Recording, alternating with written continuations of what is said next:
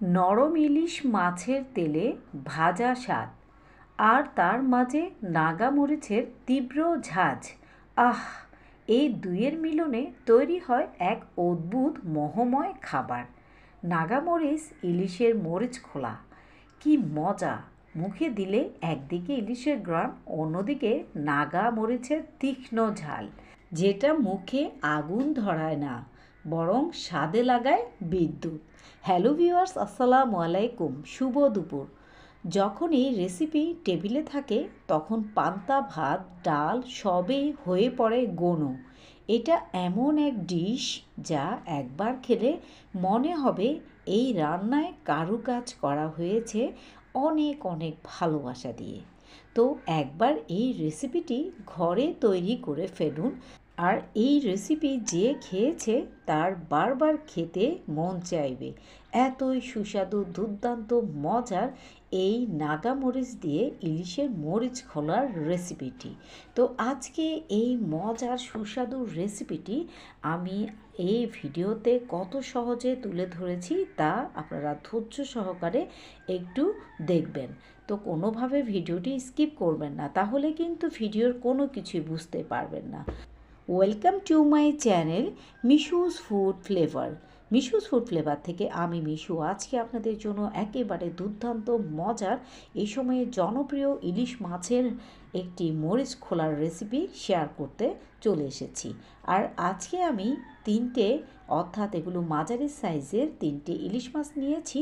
আর ইলিশ মাছের মধ্যে কিছুটা মাছ একটু নরম ছিল। তো আজকে এই নরম একটি ইলিশ মাছ দিয়ে আমি নাগা মরিচ দিয়ে এই মরিচ খোলার রেসিপিটি আপনাদের জন্য নিয়ে এসেছি। আর এই মরিচ খোলার রেসিপিটি যে এতটাই মজার ছিল যেটা আপনাদের সাথে শেয়ার না করে থাকতে পারিনি। তো প্রথমে আমি মাছটিকে ভালোভাবে পরিষ্কার করে নিয়েছি, এর ভেতরের ময়লাটা পরিষ্কার করে নিয়েছি। নেওয়ার পর আমি সামান্য হলুদ এবং লবণ দিয়ে 10 মিনিটের মতো এগুলোকে সিদ্ধ করে নিয়েছি।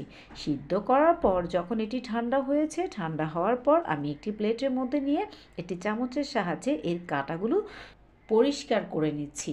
আর এটি পরিষ্কার করা একদম সহজ। অনেকে ভাবেন যে এই ধরনের মাছগুলো, অর্থাৎ ছোট জাতীয় ইলিশ মাছগুলো খেতে নাকি অনেক কাঁটা লাগে। তবে আমি যে প্রসেসিংয়ে আজকে মরিচ খোলাটি তৈরি করেছি, আশা করছি আপনারা একবার দেখার পর আপনাদের কাছে অনেক সহজ মনে হবে, কোনো রকম কোনো ঝামেলা মনে হবে না, আর তেমন কোনো কাঁটা থাকবে না। আসলে এভাবে সিদ্ধ করে তারপর আপনি ঠান্ডা হওয়ার পর যদি এভাবে হাত দিয়ে কাঁটাগুলোকে বেছে ফেলে দেন, তাহলে আর কাঁটা থাকার সম্ভাবনা থাকবে না। ছোট থেকে বড় সবাই কিন্তু পরিবারের সদস্যরা এটি খেতে পারবেন চেটেপুটে। তো আমি দেখুন অলরেডি এর কাঁটাগুলো সবগুলো পরিষ্কার করে একটি প্লেটে মাছগুলোকে তুলে নিয়েছি। আর এরকম অবস্থায় আজকে আমি এই মাছগুলো দিয়ে নাগা মরিচ দিয়ে ঝাঁঝালোভাবে এই মরিচ খোলার রেসিপিটি তৈরি করেছি। চুলায় একটি প্যান বসিয়ে এর মধ্যে দিয়েছি রান্নার রেগুলার তেল। আর তেলটুকু গরম হওয়ার পর এখানে কিছু বাটা মশলা আমি দিয়ে দিচ্ছি, যা হচ্ছে বাদাম বাটা, সরিষা বাটা, রসুন বাটা, আদা বাটা। অবশ্যই মনে রাখবেন, একটু নরম জাতীয় ইলিশ মাছ দিয়ে যখন আপনি মরিচ খোলাটি তৈরি করতে যাবেন, তখন কিন্তু অবশ্যই এই বাটা মশলাগুলো ব্যবহার করতে হবে। কারণ মরিচ খোলা বলে কথা, অসাধারণ মজার এবং তৃপ্তি সহকারে যদি এই মরিচ খোলাটি খেতে চান, তাহলে অবশ্যই এই বাটা মশলাটা ব্যবহার করতেই হবে। একটু কষ্ট করলে যে কোনো খাবারে কিন্তু তৃপ্তি সহকারে এবং মুখরোচকভাবে হয় এই খাবারটি। তো যাই হোক, দেখতেই পাচ্ছেন আমি এই বাটা মশলাগুলো তেলের মধ্যে দিয়ে কিছুটা সময় এগুলোকে একটু ভেজে নিচ্ছি। এরপর আমি একটি স্প্যাচুলার সাহায্যে এগুলোকে খুব ভালোভাবে নেড়ে চেড়ে দিচ্ছি। আর আমি এখন এখানে 1 চামচ হলুদের গুঁড়ো, 1 চামচ মরিচের গুঁড়ো আর 1 চামচ ধনিয়া জিরের গুঁড়ো আর স্বাদ মতো লবণ নিয়ে নিয়েছি এবং এর মধ্যে দিয়ে দিয়েছি। দিয়ে আমি খুব ভালোভাবে সামান্য পানি দিয়ে এগুলোকে নেড়ে চেড়ে দিচ্ছি। আর অবশ্যই এগুলোকে একটু খুব ভালোভাবে সময় নিয়ে কষাতে হবে। যে কোনো মরিচ খোলা করতে গেলে কিন্তু মশলাটা একটু ভালোভাবে কষাতে হয়, তাহলে কিন্তু এর টেস্টটা একেবারে ভিন্ন রকম হয়। ইলিশ মাছ সম্পর্কে আমরা কম বেশি অনেকেই জানি, ইলিশ মাছে রয়েছে omega-3 fatty acid, protein, vitamin D এবং বি12 সমৃদ্ধ। হৃৎপিণ্ড সুস্থ রাখে এবং মস্তিষ্কের কার্যকারিতা বাড়ায় এই ইলিশ মাছ।